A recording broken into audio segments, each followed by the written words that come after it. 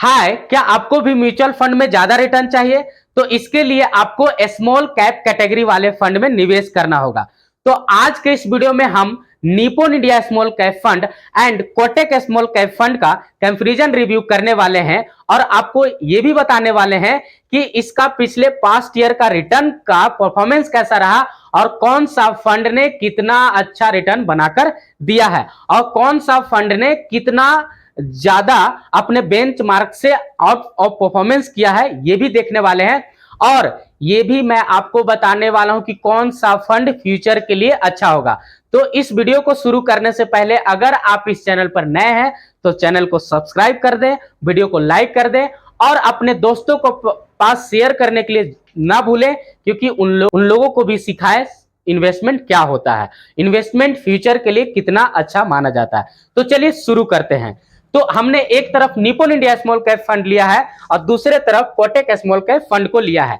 अभी अगर करंट में Nippon India small cap fund का एनएवी देखा जाए तो अभी इसका करंट एनएवी चल रहा है 108.62 रुपया। वही कोटक स्मॉल कैप फंड का करंट एनएवी जो चल रहा है 191.21 रुपया चल रहा है। एनएवी का मतलब क्या होता है मैं आपको बता देता हूं, नेट एसेट वैल्यू, यानी कि जिस तरह स्टॉक का प्राइस होता है एक शेयर का प्राइस, उसी प्रकार से म्यूचुअल फंड में एक यूनिट का प्राइस होता है। तो एक यूनिट का ये सब प्राइस है। बाकी अगर Nippon India small cap fund का करेंट एयूएम देखा जाए यानी asset under management fund size तो 26,293 करोड़ का है। वही कोटक स्मॉल कैप फंड का करंट एयूएम जो है वो है 9,230 करोड़ का, जो कि देख सकते हैं कि Nippon India small cap fund huge fund size बना देती है, क्योंकि कोटक का इससे कम है।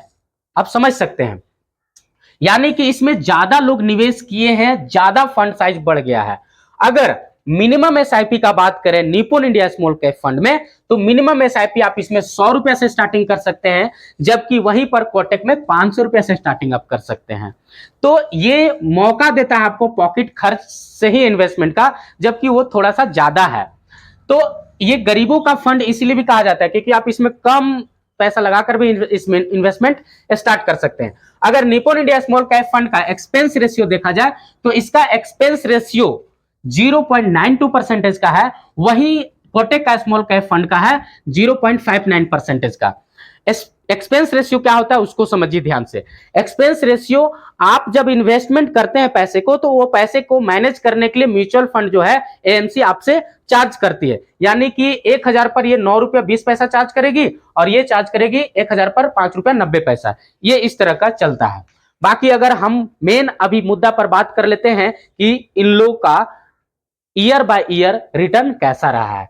अगर निप्पॉन का 1 ईयर का सीएजीआर रिटर्न देखे तो 30.83% का है, वही कोटक स्मॉल कैप फंड का 1 ईयर का सीएजीआर रिटर्न 14.50% का है। देख सकते हैं एक साल के रिटर्न में आसमान और जमीन का फर्क है, समझ सकते हैं। अगर 2 ईयर का सीएजीआर रिटर्न देखा जाए निप्पॉन का तो 25.19% का है, वही 2 ईयर का कोटक का है 17.14% का। इसमें भी आप देख सकते हैं कि कितना अच्छा रिटर्न बनाकर दिया है निप्पॉन ने 2 सालों में। अगर निप्पॉन का 3 सालों का रिटर्न देखा जाए तो 50.81% का है 3 सालों में रिटर्न, जबकि कोटक स्मॉल कैप फंड का है 3 सालों में 47.18 यानी 47.18% का।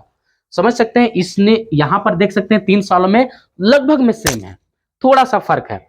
अगर वहीं Nippon India small cap fund का 4 साल का रिटर्न देखें तो 27.49% का है, वही कोटक स्मॉल कैप फंड का 4 साल का सीएजीआर रिटर्न 26.97% का है।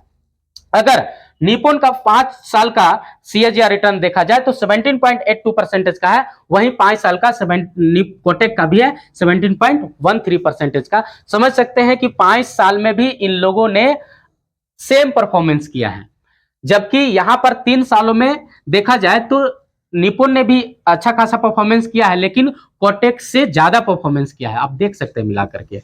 अगर इन लोगों का यानी इन फंडों का अगर देखा जाए कि 10 साल का रिटर्न क्या रहा है तो निप्पॉन का जो रिटर्न रहा है 10 साल में 27.24% का, वही कोटक स्मॉल कैप फंड का जो रहा है वो रहा है 10 साल का 21.31% का। तो समझ सकते हैं यहां पर भी आउट ऑफ परफॉर्मेंस किया है कौन, Nippon India small cap fund. जहां जहां आउट ऑफ परफॉर्मेंस किया है सब देखिए, सब जगह पर आउट ऑफ परफॉर्मेंस किया है कौन, Nippon India small cap fund. अगर जब से Nippon India small cap fund काम कर रही है तब से रिटर्न देखा जाए 20.73% का है, वहीं कोटेक का देखा जाए तो 19.38% का है जब से कोटेक काम कर रही है। तो समझ सकते हैं कि निप्पॉन ने कोटेक से आउट ऑफ परफॉर्मेंस किया है रिटर्न के मामले में। लेकिन आपको मैं बता देता हूं, ध्यान से सुनिएगा, रिटर्न के देख करके आप इन्वेस्टमेंट तुरंत स्टार्ट मत कर दीजिएगा। यहां ये देखना है कि ये ज्यादा वोलेटाइल रह करके ज्यादा रिटर्न दिया है, ज्यादा वोलेटाइल ज्यादा रिटर्न, वोलेटाइल इसमें ज्यादा देखने को मिलेगा, यानी अप डाउन ये ज्यादा हुआ है, जबकि ये कम वोलेटाइल रह करके अच्छा रिटर्न दिया है, ज्यादा तो नहीं लेकिन अच्छा रिटर्न दिया, कम वोलेटाइल रह करके।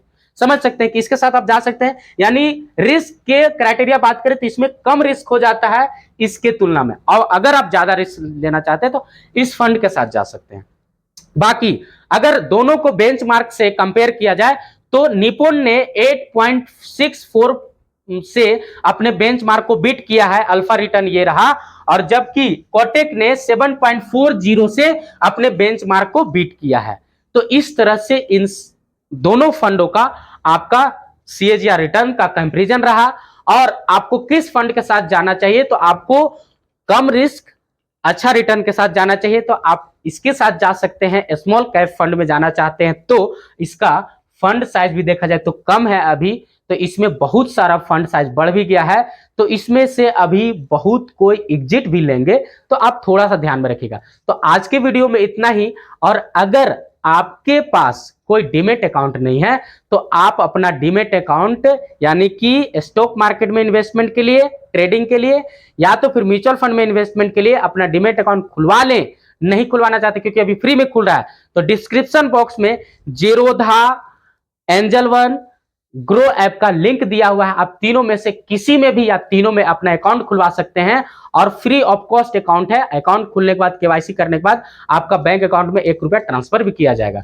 तो आज की वीडियो में इतना ही, फिर मिलते हैं आपसे किसी नेक्स्ट वीडियो में किसी नेक्स्ट टॉपिक के साथ। तब तक के लिए जय हिंद, जय भारत।